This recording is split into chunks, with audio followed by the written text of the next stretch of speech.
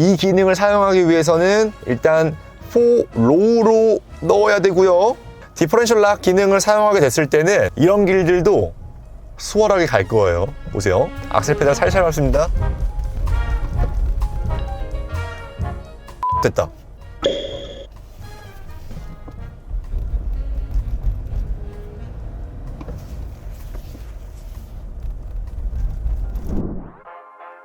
안녕하세요, 모터플렉스 홍석준입니다. 자, 오늘 가져온 차는 신형 랭글러, 얼마 전에 출시해서 따끈따끈한 차인데요.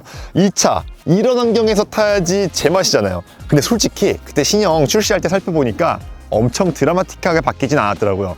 그래서 이 차만 보기는 아까워서 한 대 더 가져왔습니다. 브론코까지.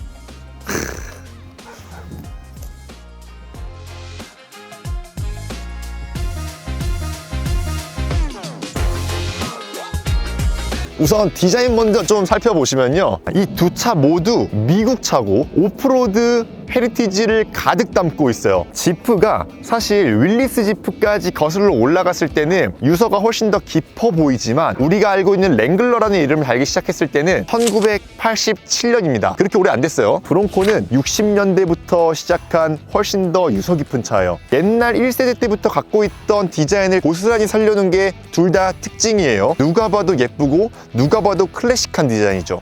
랭글러는 조금 더 본격적인 오프로드를 지향하는 느낌이 강하죠. 왜냐하면 차체는 이만큼 작고 실내 공간이 조금 좁아요. 오버펜더가 이렇게나 부풀어 오르면서 오프로드 길에 들어갔을 때 지면을 공격적으로 돌아나갈 수 있게 만든 겁니다. 브론코는 펜더가 좀 얇고 차체가 그만큼 더 부풀어 올라 있죠. 그래서 실내 공간도 더 넓습니다. 사실 이 두 차를 붙였을 때 더 적당한 비교 대상은 사하라를 갖고 왔었어야 돼요. 왜냐하면 브론코는 우리나라에서 아우터뱅크스 단일 트림으로 팔거든요. 근데 결정적으로 랭글러를 루비콘으로 가져온 이유는 가격대가 비슷해서입니다. 가격 먼저 살짝 좀 살펴보자면은 이 차는 8,100만 원대고요. 랭글러 같은 경우에 사하라로 샀을 때는 7천만 원대 후반, 지금 루비콘 버전에서는 8천만 원대 초반 가격입니다. 이렇게 붙여놔야지 가격대가 맞는 거예요. 컨셉에도 더 잘 맞고요. 실내 공간만 빠르게 살펴보면서 이 차의 비교점을 더 짚어볼게요. 자, 랭글러 실내로 들어왔습니다. 실내 디자인 같은 경우는 저희가 이미 상세하게 살펴본 것들이 있어요. 그래서 뭐 간단한 느낌만 말씀을 드리자면은 전통적인 SUV의 전형을 고스란히 담고 있어요. 반듯한 대시보드, 그리고 버튼들 큼지막하고 언제든 누르기 편한 버튼들이 자리를 하고 있죠. 브론코의 비교니까 이 공간에서의 차이점이 가장 크기 때문에 이걸 좀 위주로 말씀을 드리면은 차체 크기를 생각했을 때 좀 놀랄 만큼 실내가 좁습니다. 특히 이 좌우 폭이 좀 좁은데 이렇게 앉아서 운전대를 잡았을 때 저 같은 경우는 왼팔이 차 문에 닿아요. 이렇게. 제가 종종 이런 말을 드리는데요, SUV가 스포츠 유틸리티 비이클이거든요. 목적 자체만을 봤을 때는 일상 용도로 타기에는 힘들어요. 슈퍼카처럼 일상 영역에서는 어느 정도의 불편함을 감수하고 타야 된다는 점, 랭글러는 멋있으니까, 그리고 그래야 하니까 이런 것도 감수할 수 있는 겁니다. 좀 좁지만 감수할 수 있어. 자, 이번에는 브론코 실내로 들어왔는데요. 어때요? 딱 보기에도 실내 공간이 확실히 랭글러보다는 넓죠. 이렇게 딱 앉아있을 때 운전대를 잡으면 옆에가 좀 여유가 있어요. 안 보이죠, 이제? 공간 자체도 더 넓다는 느낌이 확 들고요. 이 디자인 기조 같은 것들을 봤을 때도 랭글러랑 좀 비슷한 면들이 많습니다. 그러니까 정통 SUV의 느낌을 고스란히 살린 이렇게 반듯한 대시보드, 그리고 바짝 솟아있어가지고 위쪽 공간은 또 수납 공간으로 활용해도 좋게 돼 있어요. 브론코는 아무래도 랭글러보다 이 위쪽의 활용도를 높이기 위해서 오프로드 관련 버튼들도 이렇게 올려놨네요. 고무 패킹으로 돼 있어가지고 뭐 잡동사니 같은 거를 올려놨을 때 확실히 쓰기 좋게 돼 있습니다. 그리고 나중에 나온 차니까 조금 더 미래적인 느낌도 내기 위해서 화면도 훨씬 큰 걸 쓰고 있죠. 이런 점들에서는 브론코가 완전히 새롭게 거듭나면서 오프로드 틱하면서 현대적인 디자인을 더 많이 살려놨다고 볼 수 있는 겁니다.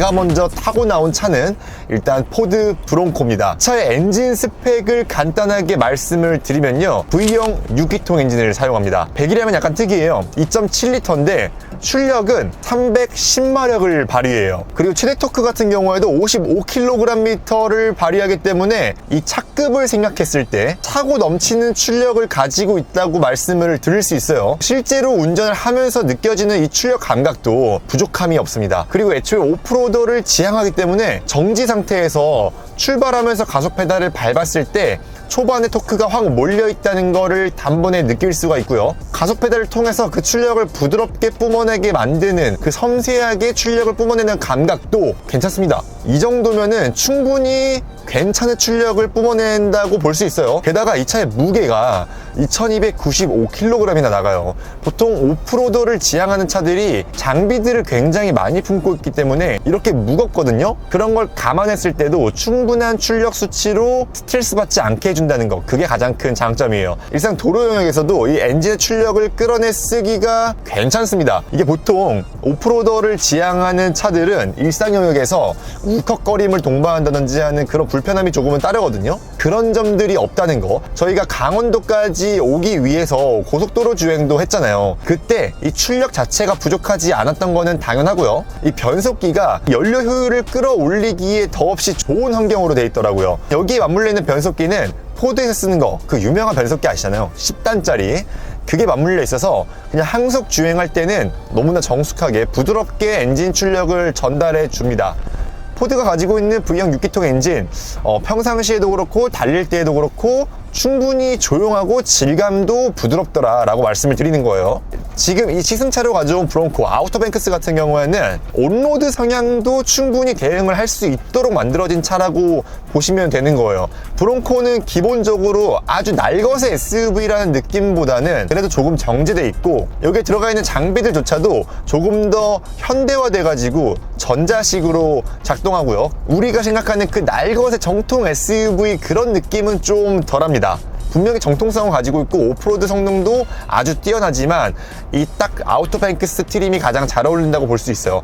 물론 미국에서는 저 랭글러 루비콘에 대응하는 오프로드 버전이 또 있어요. 랩터 같은 경우도 또 있고요. 하지만 우리나라 한정으로 봤을 때는 이 트림이 유일하다는 거, 그리고 제 기준에서 봤을 때는 이 트림이 또 잘 어울린다는 거. 우리가 보통 오프로드 차들을 봤을 때 하체가 굉장히 보들보들하거든요. 유연성이 상당히 뛰어나서 각각의 바퀴가 따로 노는 것도 어느 정도 허용을 해주고요. 그래서 일상적으로 이용하기에도 불편함이 없는 수준이에요. 다른 차들처럼 빠르게 달려나간다거나 아니면 코너링을 공략하거나 이런 거는 아예 상상을 하시면 안 될 것 같아요.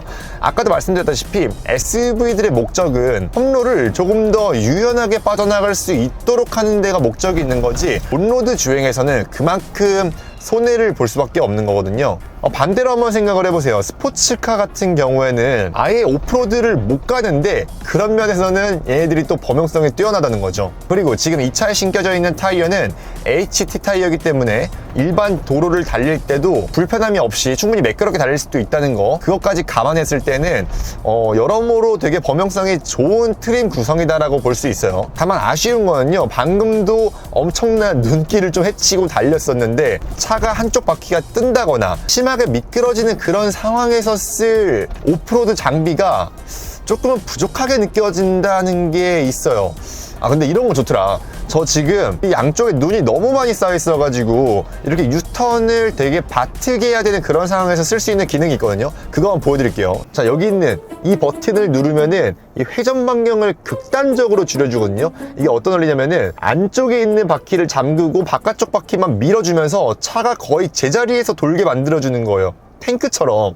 그래서 눌러놓고 여기 아래에 있는 고트 시스템, 이 테두리를 돌리면은 자동차 주행 모드가 바뀌게 되고요.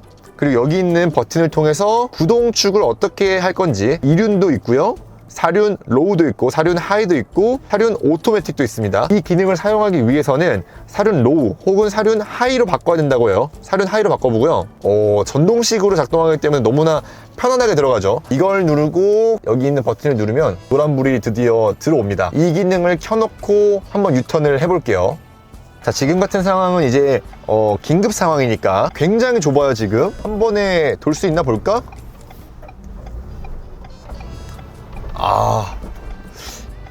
그럼에도 불구하고 돌아나가기 힘드네. 근데 회전 반경이 아까보다는 확실히 줄었다는 게 느껴져요.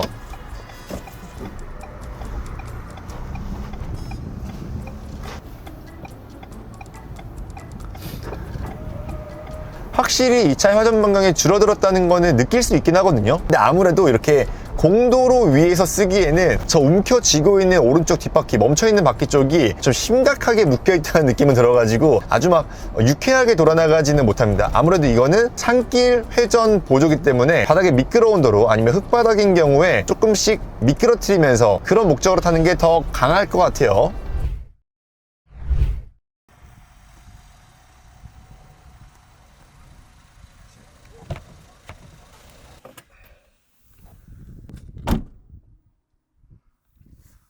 자, 이번엔 자리를 지프 랭글러로 옮겼습니다. 와, 이거 타자마자 다른 게 일단 확 느껴지고요.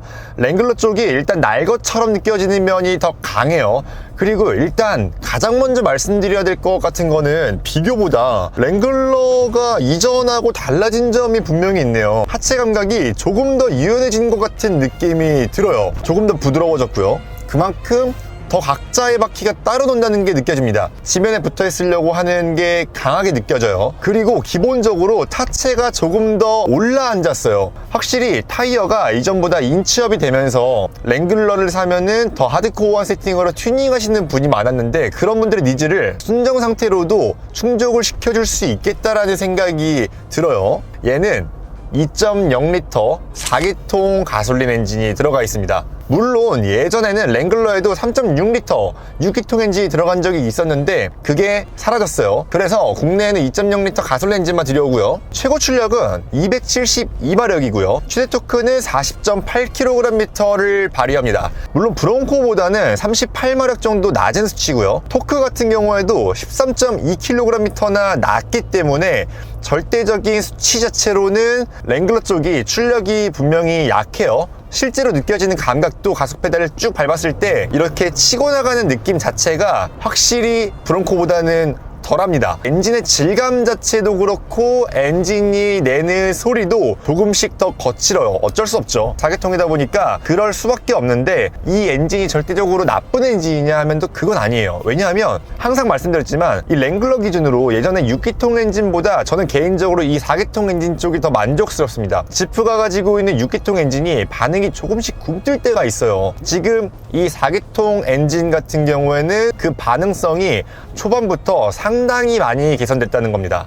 그래서 속도를 아주 낮췄다가 다시 가속 페달을 밟아서 가속하는 이런 순간에도 상당히 부드럽게 출력을 확실하게 전달해 주는 게 느껴지고요. 그리고 정지 상태에서 출발할 때는 초반에 토크를 확 몰아줘서 또 어떤 암벽 같은 거, 언덕 같은 데서 출발하기에도 부족함이 없이 불편함 없이 차를 이끌어 나갈 수가 있어요. 그리고 기본적으로 이 차가 브론코보다 훨씬 더 경쾌하게 느껴져요. 장비가 없어서가 아니고 이 차는 그냥 순전히 오프로드를 지향하는 차로 설계가 됐기 때문에 이 차의 오프로드 장비를 제외하고서는 특별히 막 걸친 게 없습니다. 지금 천장만 보더라도 거의 날 것 그대로 다 드러나 있죠. 뼈대를 그냥 고스란히 눈으로 보면서 달리는 그런 느낌인데 이 차의 무게가 그 덕분에 2185kg 밖에 나가지 않아요. 물론 이 동급의 SUV들이랑 비교했을 때 무거운 축에 속하긴 하지만 오프로더의 기준에서는 그렇게 무겁지 않거든요. 이 뒤에 브론코보다 무려 110kg이나 가벼운 수준이니까요. 이 차가 전체적인 사이즈는 또 커요. 이 길이 같은 경우에는 거의 5m에 육박하고요. 이 높이도 2m에 육박하기 때문에 전반적으로 큰 사이즈를 가지고 있어요. 근데 바깥에서 봤을 때는 얘가 더 왜소해 보이잖아요. 차의 입사각이랑 탈출 각도, 차의 바닥 높이가 훨씬 더 높게 세팅되어 있다는 겁니다. 근데 이번에 타이어가 인치업 되면서 타이어의 깍두기들도 조금 더 두꺼워졌단 말이에요. 서울 시내를 달릴 때는 분명히 랭글러는 너무 날것의 느낌이었어요. 스티어링 이렇게 흔들면 지금 차체 안 움직이는 거 보이시죠? 오프로더들의 특징인데 바닥에 자갈들이나 바위 같은 것들을 밟아도 그냥 무덤덤하게 지나갈 수 있도록 스티어링 휠이 이렇게 민감하지 않습니다. 이게 도로 위에서는 단점일 수밖에 없다는 거죠. 계속 모탈을 해줘야 돼요. 차가 똑바로 직진을 못해요. 그리고 타이어는 너무 깍두기이기 때문에 또 승차감도 불편했고요. 근데 이런 점들이 랭글러한테는 오히려 장점이라는 거죠. 계속 말씀드리지만 이 차는 정통 SUV예요. 스포츠카처럼 접근을 해야 되는 겁니다. 그렇다면은 이 차에게 서킷은 어디냐? 오프로드 길이죠. 그래서 지금 서서히 앞에 길이 눈으로 뒤덮인 곳으로 가는데 노면이 슬슬 안 좋아져요. 지금 슬슬 안 좋아져요. 바닥이 울퉁불퉁해지고 접지력은 없어지기 시작했습니다. 근데 랭글러는 진짜 이상하게 이런 상황에서 승차감이 더 좋아져요. 서울 시내나 꽤 좋은 노면을 가진 도로에서는 오히려 차가 낭창되면서 멀미를 유발할 수도 있거든요. 근데 이렇게 노면이 안 좋은 상황에서는 오히려 승차감이 더 좋다니까요. 아까 브롱코를 가지고도 똑같은 길에 들어왔는데 차체가 좀 너무 많이 흔들린다는 느낌을 받았는데 지금은 조금 노면 안 좋은 길 가는 그 정도의 느낌? 이 랭글러, 신형 랭글러로 넘어오면서 인치업 된 게 느껴질까? 이런 생각을 했었는데 확실히 느껴지네요. 그 오프로드 타시는 분들이 왜 굳이 1인치, 2인치씩이라도 타이어를 더 큰 걸 끼려고 하는지 알겠어요. 노면의 요철들이 확실히 이전보다 좀 덜 거슬리게 느껴져요. 자, 그리고 이 차의 진면목은 이렇게 하드코어한 오프로드 길로 들어왔을 때 빛을 발하거든요. 이런 길을 달리다 보면은 눈을 쌓아놓은 곳 같은 데를 지나갈 때 차체가 기울어져 가지고 바퀴 한쪽이 뜨게 되는 경우가 있습니다. 그럴 때 이 랭글러보다 더 강력한 성능을 발휘하는 차는 또 없어요. 이렇게 바퀴 한쪽이 올라가 있을 때 여기 있는 스웨이 바를 분리해 줘야 됩니다. N단으로 옮기고요, 4H로 바꾼 다음에 오프로드 플러스로 들어간 다음에 스웨이 바를 눌러주시면 됩니다. 자, 스웨이바가 지금 연결이 해제됐습니다. 이럴 때 차체 움직임이 어떻게 되냐면은 아주 극단적인 상황에서 바퀴가 내 지면을 다 쥐고 있을 수 있게 바뀌어요. 지금 좀 약간 느껴져 벌써. 이렇게 오프로드 길을 달릴 때도 조금 더 유연해진 움직임을 확인할 수가 있거든요. 양쪽의 바퀴가 스웨이바라는 걸로 연결돼 있어가지고 한쪽 바퀴가 올라갔을 때 다른 쪽 바퀴가 내려가거나 차체가 이렇게 기울어지면서 균형을 맞춰가는 거거든요. 그래서 스웨이바를 분리해 줬을 때는 그런 상황에서도 차체 균형을 유지하면서 오른쪽 바퀴 상당히 내려가 있는 상황인데 저는 지금 반듯하게 앉아있는 이런 장면을 연출할 수 있는 겁니다. 이렇게 모든 바퀴가 지면을 쥐고 있는 상황에서 진행을 할 수가 있다는 거예요. 어느 한쪽 바퀴도 노면을 놓치지 않기 때문에 더 큰 트랙션으로 험로를 주파할 수 있다는 거죠. 이러니까 SUV가 스포츠카라고 말씀을 드리는 거예요. 오프로드를 진행하는 것 역시도 또 다른 스포츠다. 자, 그리고 또 하나의 상황을 또 말씀을 드려볼게요. 제가 지금 단일길이라서 지금 올라온 길을 후진으로 다시 나가야 되거든요. 만약 이런 상황에 실수를 해가지고 이런 눈밭에 이렇게 빠졌다고 생각해봐요. 아무리 악셀 페달을 깊게 밟아도 랭글러는 물론 쉽게 빠져나가겠지만 이렇게 지금 아래로 빠져드는 이런 상황 있잖아요. 이럴 때는 왼쪽 바퀴, 지금 트랙션이 안 걸리는 쪽으로 바퀴의 구동력이 다 가버린단 말이에요. 이럴 때 락 기능을 사용해야 되는데 랭글러 루비콘 같은 경우에는 앞쪽 바퀴, 뒤쪽 바퀴 전부 다 차동축을 잠글 수 있습니다. 지금 여기 있는 버튼을 이용해서 앞쪽 바퀴, 뒤쪽 바퀴 둘 다 할 수도 있고 뒤쪽 바퀴만 올리로 차동을 잠글 수도 있는데요. 이렇게 X를 잠가 놓잖아요. 이 기능을 사용하기 위해서는 일단 4로우로 넣어야 되고요. 앞에 있는 버튼을 위로 올렸을 때는 프론트 리어 락까지 들어가게 됩니다. 디퍼런셜 락 기능을 사용하게 됐을 때는 이런 길들도 수월하게 갈 거예요. 보세요. 악셀 페달 살살 밟습니다. 됐다.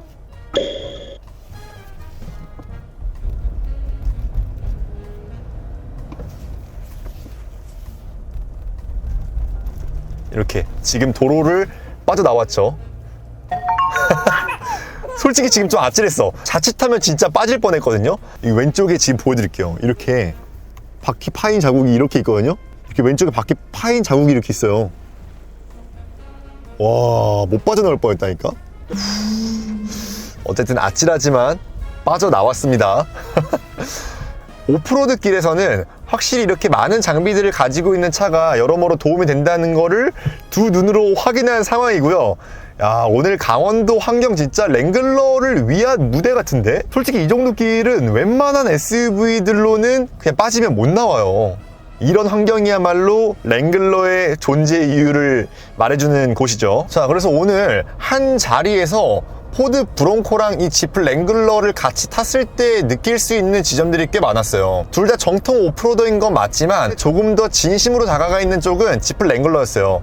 근데 이 모든 장단점들을 좀 따져봤을 때 포드 브론코 쪽이 일상에서 이용하기에 조금 더 넓은 실내 공간을 가지고 있었고요. 그 반면에 이 랭글러 같은 경우에는 조금 더 전문가 영역에서의 지식이 있어야지 이 모든 기능들을 적극적으로 사용할 수 있겠다라는 생각이 드는 세팅이었습니다. 뭐 두 차 모두 아이코닉한 면들이나 가지고 있는 장단점들이 명확하기 때문에 취향에 따라서 나뉠 수 있겠지만, 만약에 제 개인적으로 둘 중에 어떤 차를 골라야겠냐고 물어보신다면은 아무래도 조금 더 저렴한 가격에 많은 장비를 가지고 있는 이 랭글러 쪽이 마음이 가지 않을까요? 뭐 이거는 개개인의 차일 테니까.